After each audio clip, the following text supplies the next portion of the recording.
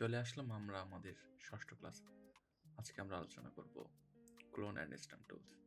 চলুন শুরু করা যাক। আমরা নিয়ে নিচ্ছি আমাদের দুটো ইমেজ যেটার উপর আমরা কাজ করব। তো চলুন শুরু করা যাক। সিম্পল দিয়ে শুরু করি। দেখেন এখানে এটা একটা কপি নিয়ে রাখি আমরা।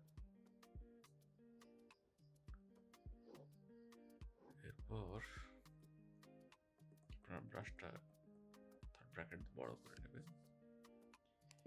নিয়ে আপনার কিবোর্ডের অল্টার প্রেস করলে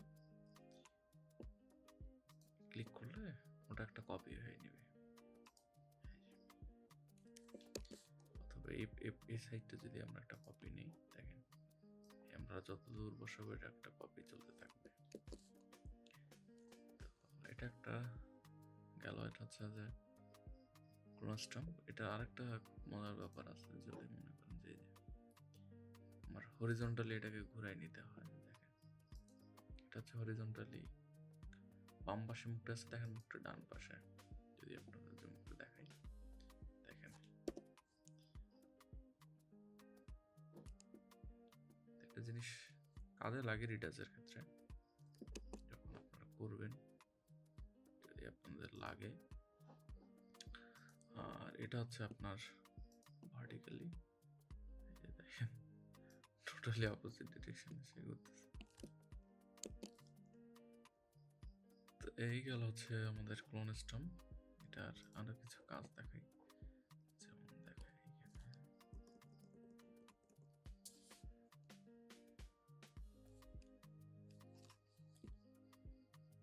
আমি যদি এইটা এখানে নেই,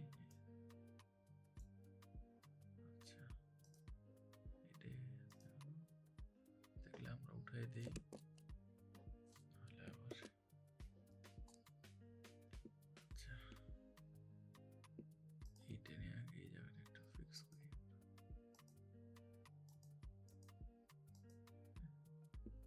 তারপরে এখান থেকে যদি ধরি,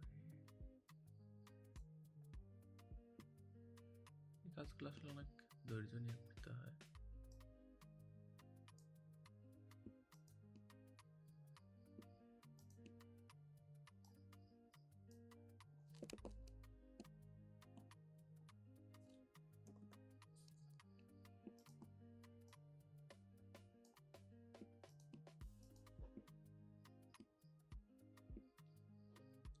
দেখলে একটু একটু করে এগুলো আপনাদের ফিক্স করতে হবে।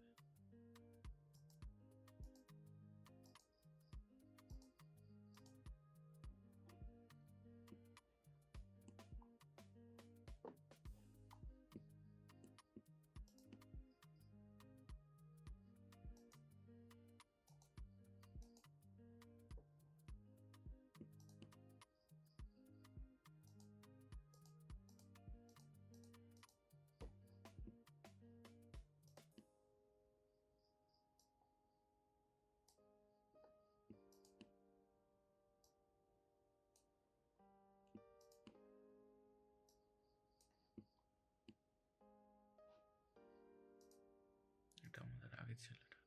এভাবে ধীরে ধীরে আসলে ফিক্স করতে হয়।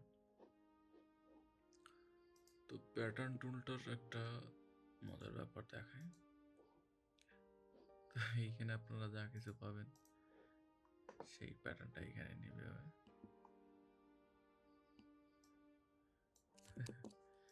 আচ্ছা আমরা একটা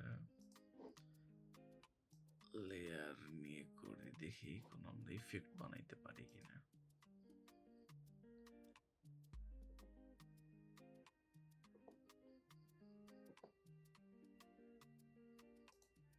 কিছু একটা লাগতেছে এটাই। অথবা যদি আপনারা সিলেকশন টুল নেন, আর একটু এখানে দেখাই, শুধু এতটুকু জায়গাতে সে পেইন্ট হয়ে যাবে।